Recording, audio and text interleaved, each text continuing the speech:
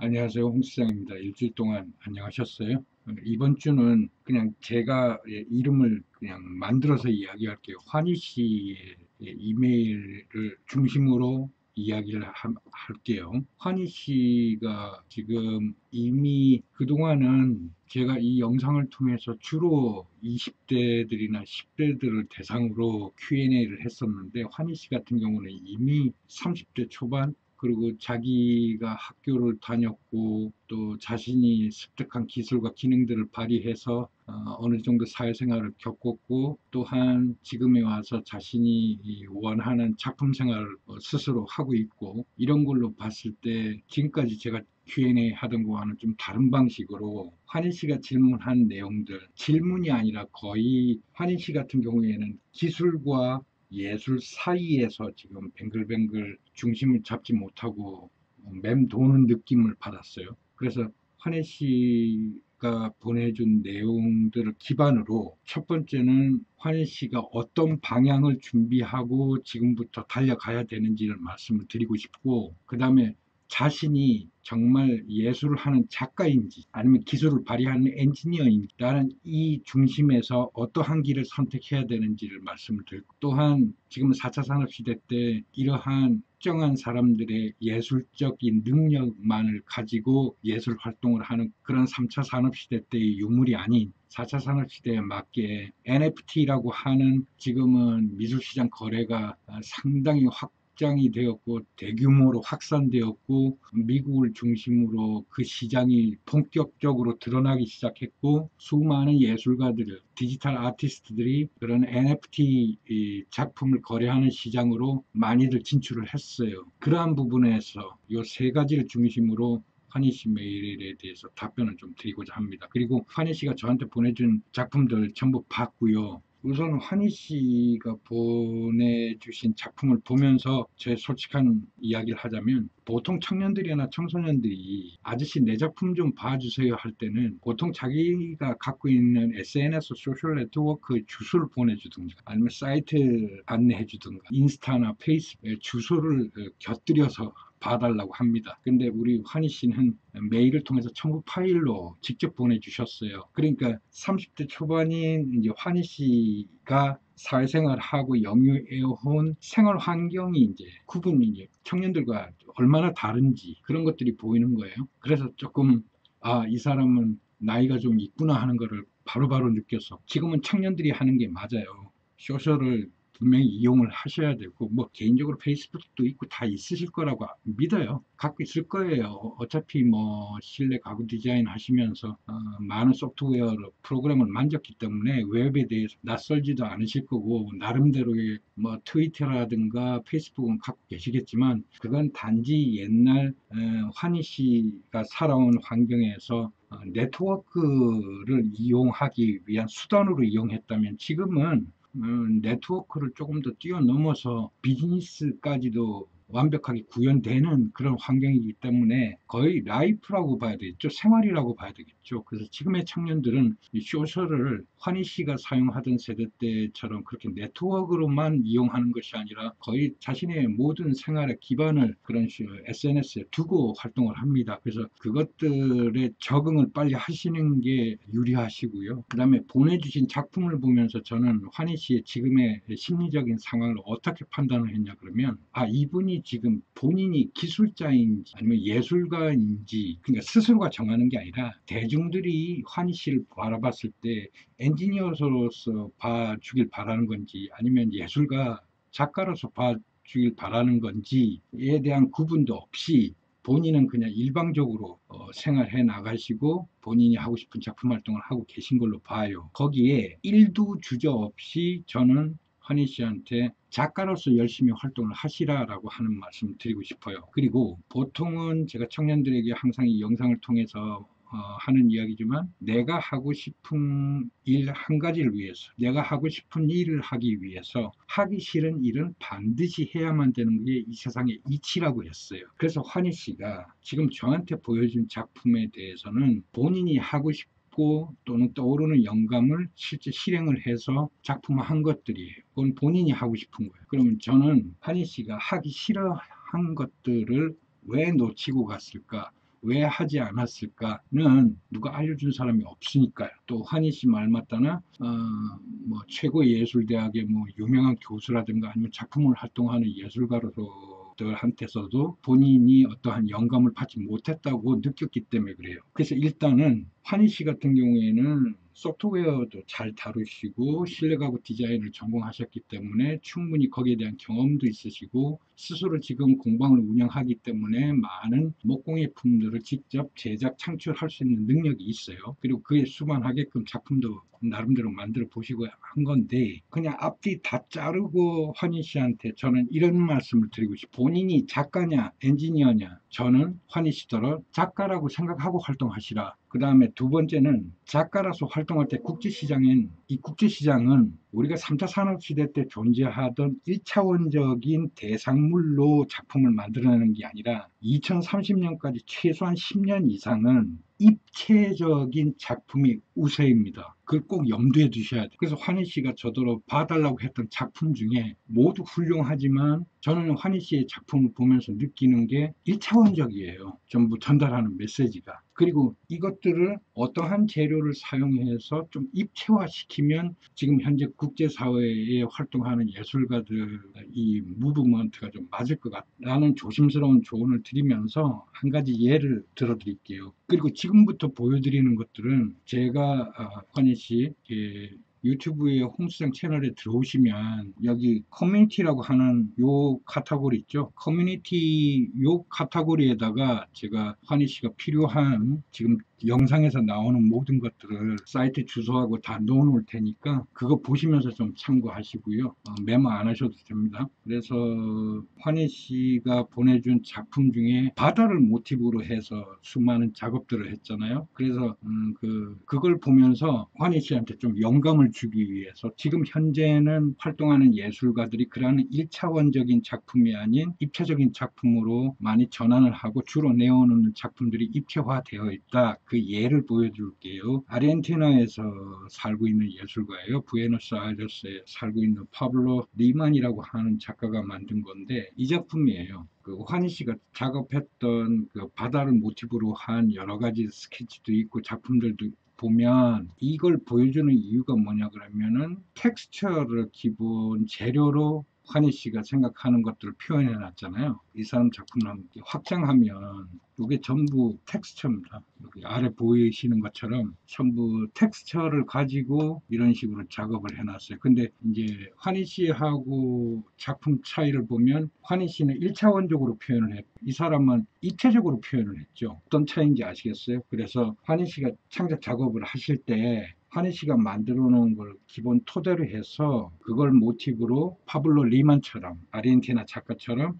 저렇게 입체화 시키세요. 그래서 재료도 상당히 중요하니까 원래 환희 씨가 실내 가구 디자인을 전공하셨으니까 아무래도 목재라든가 아니면 종이라든가 하는 자연 재료를 이용해서 저런 식으로 체화시켜서 작품을 재탄생시켜 보시라. 그래서 1차원적인 것보다는 입체적인 게 훨씬 가치성이 높게 친다 하는 것들을 말씀드리고 싶었어요. 그리고 환희 씨가 그린 바다라는 모티브의 작품 평적이거든요, 굉장히. 그러니까 1대1로 보여요. 하늘에서 땅을 바라봐 본 거라든가 아니면은 나의 위치에서 정면을 바라본다든가 하는 굉장히 직관적이고 명쾌성은 띠나 대중을 향한 예술성이 있는 메시지를 전달할 때는 룰 오브 더스를 적용한다든가 하는 방법을 써야 되거든요. 그래서 각도를 조금 많이 응용해 보세요. 하늘에서 바다라는 이미지의 모티브를 직관적으로 내려다본 각도가 아니라 조금 한 15도 정도 각도에서 바다를 바라본 느낌?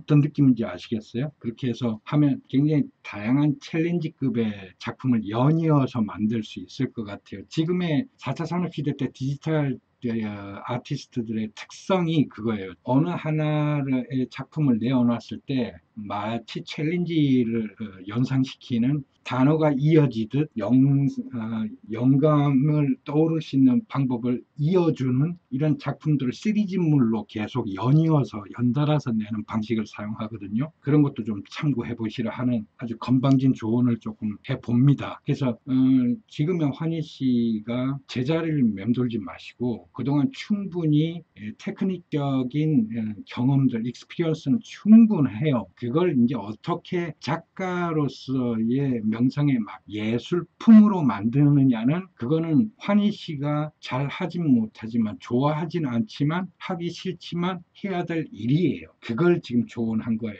환희 씨가 하기 싫지만 할 줄 모르지만 본인이 하고 싶은 걸 하기 위해서 해야만 되는 과정이에요. 그래서 본인이 지금까지 만들어냈던 작품들을 지금은 1차원적인 방법으로 만들었다면 무조건 앞서 저한테 보여주신 문이란 작품처럼 문과 문 사이를 여러분 말하고 싶은 내용을 말했듯이 지금은 입체성을 띄어야 해요. 그래서 그 입체성을 띄기 위해서 기본적으로 만들어낸 작품들을 어떻게 입체화하느냐는 굉장히 간단한 문제인데 그 입체화할 때 그 소재를 재료를 무엇으로 할 것이냐는 철학 공부도 많이 하시고 하셨으니까 제 말뜻 이해할 거예요. 이런 말씀 드리면 스크립트 하거나 아니면은 이 조각이나 조형하시는 분들이 대부분 저한테 질문하시는 게 아니 지금은 4차 산업 시대고 이제 탄소를 줄여야 하는 이런 각국의 사회 문제를 안고 있어 가지고 자연을 훼손하는 자연 재료들을 마구 이용하는 것은 오히려 적당하지 않지 않느냐라는 얘기를 가끔 듣게 되는데 하나는 알고 하나는 모르는 소리예요. 우리가 자연을 보호하고 자연 속에서 나오는 재료를 이용하게 되면 자연을 훼손하는 걸로 생각하는데 그게 아니라 자연에 있지 말아야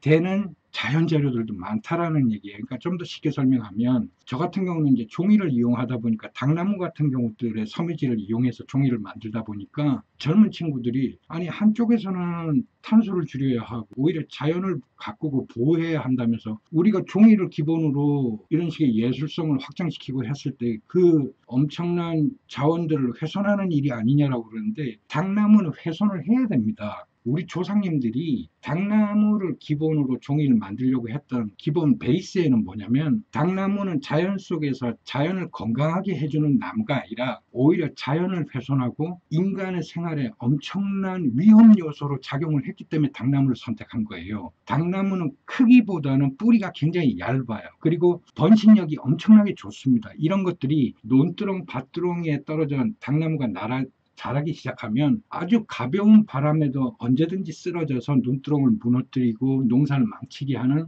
우리 조상들에게는 당나무가 있어가지고 농사를 짓거나 밭농사를 할 때 뽑아 없애버려야 할 잡초보다 더 나쁜 품종으로 본 거예요. 그래서 지금도 시골 내려가서 어르신들한테 당나무 저거 뽑아도 돼요? 그러면 당장 없애버리라 그래요. 그렇듯이 우리가 예술 활동을 하면서 사용되는 나무라든가 나무를 비롯한 수많은 자연 재료들이 자연을 훼손하는 게 아니라 자연에 없으면 훨씬 더 이 자연 환경이 건강하게 자랄 수 있는 요소로서 작용하기 때문에 환희 씨도 그렇고 저도 그렇고 한국화를 하는 친구들도 그렇고 앞으로는 지금 사용되는 물감부터 재료 모든 것들이 자연에서 우리가 조상님들이 사용했던 재료들을 발굴하고 재현해내고 사용하되 우리 선조들이 해왔듯이만 똑같이만 해오면 돼. 그래서 전혀 자연을 보호하는데 오히려 더 극적인 효과를 주고 유리한 조건을 만드는데 일조를 하는 것이지 예술인들이 지금의 이런 오염된 지구에서 자연에서 나는 재료들을 마구마구 훼손하고 발굴하고 사용한다고 해서 오히려 안 좋을 것이다 이런 게 이건 오해예요. 잘못된 생각에서 그러는 거예요. 자연 속에 자라는 식물들도 없으면 오히려 더 건강한 숲을 만들 수 있는 이런 요소들로 작용할 수 있는 것이죠. 그래서 뭐 자연 속에 등나무라든가 넝쿨이라든가 많은 넝쿨과 식물들도 있고 그쵸? 건강한 나무로 자라는데 방해되는 수많은 식물들이 있고 그중에 당나무 같은 경우도 그런 것이고 실내 가구 디자인을 해보셨으니까 재료에 대해서 잘 아시겠지만 그런 나무들을 오로지 건축이라고 하는 가구라는 그런 목적을 가지고 사용을 했기 때문에 종을 선택하게 되는 건데 환희 씨가 하는 이런 작품들의 어떠한 종류의 나무들이 유익한지 물에 담가서 쪄도 보고 아니면은 드라이 시켜서 한번 그런 것도 보고 그래서 섬유질이라든가 후에 뒤틀림이라든가 이런 것도 확인해 가면서 우리 줄칼 가지고 옛날 자개장들이 아주 정교한 무늬를 만들듯이 그러한 기술들을 조금 익히셔가지고 본인의 바다라는 모티브를 좀 더 입체화시키는 것이 어떠냐 하는 이야기들을 한 거예요. 이런 식으로 지금의 1차원적인 작품들을 3차원적으로 뭔가 업그레이드가 된다면 환희 씨는 충분히 국제사회 작가로서 활동할 수 있는 메리트가 충분한 분이고요. 그렇다면 이런 것들을 지금은 어떻게 국제시장에서 활용을 하고 운영을 하냐 그러냐 그러면 환희 씨가 앞으로 준비해야 될 것은 NFT 작품들에 관한 전문성을 기르고 본인이 직접 NFT 환경에 뛰어드는 거예요. 그래서 이 NFT가 뭐냐 그러면 메모하실 필요는 없어요. 제가 그 커뮤니티에다 다 잘 올려드릴게요. 이 NFT라고 하는 것은 Non-Fungible Token이라고 하는 거예요. 그래서 대체 불가능한 토큰이라는 뜻이에요. 그래서 줄여서 NFT라고 그러는데 NFT 형식으로 작품을 사고 파는 시장들이 2002년부터 수많이 시도는 되었으나 그것들이 이제 각국의 화폐로 교환이 되기 때문에 굉장히 시장이 협소하고 좁았고 이제 저처럼 외부로 활동하는 사람들이 한해서 이루어지던 것들인데 소위 말해서 지금 뉴스에서 많이 나오는 비트코인이나 이런 것들이 독일에서 그러한 예술 시장에 적용을 하면서 이렇게 웹을 주도로 운영하는 사람들에 의해서 현지의 각국의 지폐를 대신해서 그러한 토큰으로 교환을 하던들이 지금 뉴스에 나와서 무슨 뭐 비트코인이 주식처럼 막 사도 되네, 뭐 투자가 되네 하는 엉뚱한 소리가 나오는 거예요. 이거는 웹을 기반으로 사업을 하는 사람이나 예술 활동을 하는 사람들이 현지의 현찰을 대신해서 거래하던 토큰을 말하는 거예요. 비트코인처럼. 그래서 이것들을 디지털 시장 속의 디지털 아티스트들이 NFT 작품들을 사고 파는 시장을 NFT라고 줄여서 말하는 거예요. 그래서 NFT를 기반으로 미국이 가장 활성화되어 있고 그 다음 유럽이고 홍콩에도 최근에 만들어졌고 한국은 얘기 안 하려면 머리 저 예술하는 애들 꼴통들이라. 그래서 잠시 이렇게 보여드릴게요. 이런 식이에요. 웹에 환희 씨의 작품을 등록을 하고 그것들을 웹에 존재하는 컬렉터들이 사게 되면 그의 수수료가 환희 씨한테 가는 거예요. 그런데 그 돈이 토큰이라는 얘기예요. 비트코인처럼 웹에 존재하는 토큰으로 지급이 됩니다. 그래서 그것들은 이제 각국 해당 국가에서 자국의 돈으로 환전하면 돼요. 이런 식의 마켓들이 형성이 돼 있고 이것들의 NFT 작품 시장 사이트 주소를 제가 커뮤니티 사이트에다 올려놓을 실제로 거래가 되는 지금 사이트 하나를 잠깐만 보여드리면 이거는 미국을 기반으로 활동하고 있는 건데 이런 식이에요. 이렇게 작품을 올려놓으면 밑에 최종적으로 $100에 낙찰되어 있는 점이다. 이 작품은 1,450만 달러 뭐 이런 식으로 작품들이 웹에 직접적으로 적용이 되고 이것들이 이제 코인으로 적용이 된 금액들을 보여주나 해당 국가 돈으로 환전을 했을 때는 세금을 떼고 그에 수반하게끔 지급이 되겠죠. 이러한 NFT 형식의 작품 시대를 연 지가 한 10여 년이 됐습니다만 비트코인이라고 하는 웹을 기반으로 한 토큰들이 개발이 되기 전까지는 굉장히 미미했어요. 근데 지금 최근 들어 2017년도부터서는 이 NFT 본격적으로 미국 미술 시장을 기반으로 해가지고 이 예술 작품들을 어떻게 하면 손쉽게 대중들과 사고 팔 수 있을까를 고민하던 끝에 한 2018년도부터는 본격적으로 이런 NFT 작품 시장을 다루는 사이트들이 많이 생겨났습니다. 그래서 환희 씨 같은 경우 본인이 만든 작품들을 이렇게 NFT 작품 시장에다가 내어놓고 한국말로 하면 미술품 자산거래소에 그래서 미술품 자산거래소에 등록을 해놓고 불특정 다수들이 선택을 하고 경매를 해서 환희 씨의 작품을 사게 되는 겁니다. 그러면 환희 씨가 오프라인적으로 포장을 해서 작품을 던지는 방법고, 웹에 환희 씨가 만든 작품들 찍어 올린 사진만 가지고 본인의 소유권을 주장할 수 있는 권리가 주어져요. 그래서 이 작품들이 저작권은 환희 씨가 갖고 있으나 소유권만 넘기는 거예요. 그래서 환희 씨 작품을 샀던 사람이 다른 사람에게 팔았을 때 웃돈을 받고 되팔든 아니면 저렴하게 할인을 해서 팔든 간에 되팔았을 때의 수수료 10%가 또다시 환희 씨한테 가는 이런 방식이에요. 그래서 최초의 작품을 사간 사람이 자꾸 되팔아서 수많은 사람들이 손을 거치면 거칠수록 저작권은 계속 쌓이는 거예요. 그래서 우리가 음악을 만들었다는, 영화를 만든 것과 똑같은 시스템을 미술 작품에 적용을 한 것, 이해가 됐어요? 그래서 지금은 4차 산업 시대고, 미술 시장은 이렇게 미국, 유럽을 중심으로 해서 NFT 시장이 이미 활성화되어 있고, 그의 기초에 활동했던 사람이 저예요. 그래서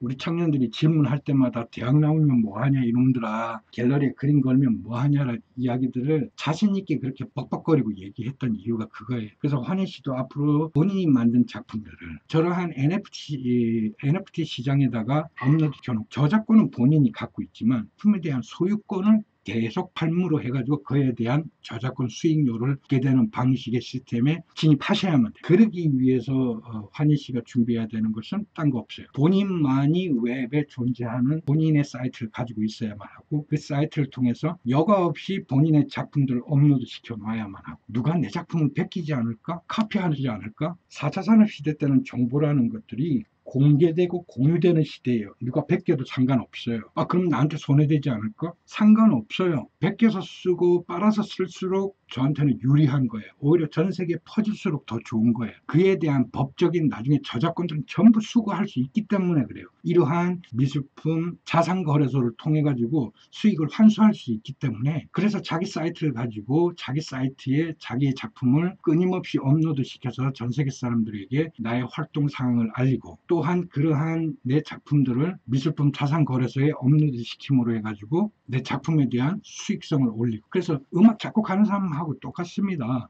이제는 미술 파는 사람들도 웹에서는 내가 작품을 뭐 하나 만들어냈으면 그에 대한 저작권 수익료가 계속 들어오는 거예요. 소유권만 파는 것, 이런 방식으로 바뀌었기 때문에 환희 씨가 준비해야 되는 이 웹사이트, 본인의 사이트, 그런 것들 예쁘장하게 남한테 맡기지 말고 본인이 직접 제작하고 만들어서 올리고 관리하시고, 그 다음에 SNS 활동도 트위터나 뭐 페이스북만 했다 그러면 뭐 인스타도 하시고, 하시면서 웹에 존재하는 유저들과 끊임없이 소통하시고 관리하시고, 그리고 본인이 하고 싶은 작품 활동하시고, 하지만 하기 싫은, 제가 말씀드린 환희 씨가 그동안 경험하지 못했던 입체화 작업에 경진하시고 몰두하시고, 그렇게 환희 씨가 하기 싫어하는 입체화 작업의 정점에 이르게 되면 작품의 가치나 판매가 훨씬 원활하고 활성화될 것이라고 괜찮습니다. 그래서 앞으로는 환희 씨가 또 저한테 메일에 첨부 파일로 작품을 보여주실 게 아니라 본인의 사이트 주소를 가르쳐 줌으로 해서 제가 방문해서 환희 씨가 어떻게 살아가는지, 어떤 작품을 만들었는지 확인할 수 있는 그런 시스템으로 본인의 환경을 좀 변경해 보시라는 말씀과 함께 충분히 작가 활동을 하실 수 있고, 본인이 만든 작품들을 1차원적인 것이 아닌 3차원적으로 만드는 작업에 몰두하시고, 그 3차원 작업을 하실 때 선택되는 재료에 대해서 집중적으로 연구하시고, 이렇게 되시면 앞으로 5년, 10년 후에는 NFT를 통한 대한민국에서 가장 많은 자산을 가진 예술가로 탄생하지 않을까. 제가 지금 동영상에서 이렇게 장난처럼 말씀드렸지만, 이것들을 만약에 환희 씨가 열심히 공부하시고 집중하시고 활동하신다면 대한민국 최초의 대한민국을 대표하는 NFT 작가가 되지 않으실까 싶어요. 지금 신문 방송에 NFT를 통해 가지고 뭐 한국 작가들이 뭐 몇십억을 벌었네 이런 얘기가 나오는데, 그거는 이미 NFT를 통해 가지고 수많은 예술가들에게 이런 웹의 시장을 알리기 위한 하나의 방편으로 하는 것이지, 제가 올린 이미 저는 10년 15년 전에 NFT라는 것들을, 토큰이 발명되기 전에 참여했었고 저런 시장을 만들려고 노력했던 사람들 중에 한 명입니다. 그래서 그거는 인위적으로 웹의 NFT 시장을 일반 사람들에게 알리고 홍보하기 위한 하나의 수단으로 나와가지고 하는데, 작품 보면 저는 돈 주고 안 삽니다. 오히려 환희 씨 작품들이 훨씬 가치가 높은 작품들일 수 있어요. 그래서 제가 제 홍수장이라고 하는 유튜브 채널의 커뮤니티에 가시면 지금까지 설명했던 NFT 관련 사이트 주소도 업로드 시켜 놓을 거고, 그리고 환희 씨 보라고 그 몇 개 사이트를 제가 업로드 시켜 놓을 거예요. 그걸 보시면서 좀 영감을 받으시고 본인의 작품들을 그런 식으로 활용을 한번 해서 재탄생시켜 보세요. 아시겠죠? 그러면 아마 방향이 좀 잡히십니까? 환희 씨가 가야 될 방향이. 그래서 이렇게 방향을 좀 정해주면 환희 씨가 제자리에 도는 것들이 아니라 좀 전력 질주할 수 있을 것 같아서 오늘 영상은 환희 씨가 질문한 내용들로 기본으로 한번 Q&A를 해봤습니다. 이게 좀 도움이 되셨나 모르겠습니다. 환희 씨 화이팅 하시고 우리 홍시장 채널에 들어오는 청년들에게 모범이 되는 그런 선두주자가 좀 돼보셨으면 좋겠습니다. 그래서 열심히 하셔서 2년 안에 NFT를 통해 가지고 훌륭한 작가로 성장하는 환희 씨가 돼서 나타나기를 기원합니다. 네, 화이팅 하십시오. 지금까지 홍시장이었습니다.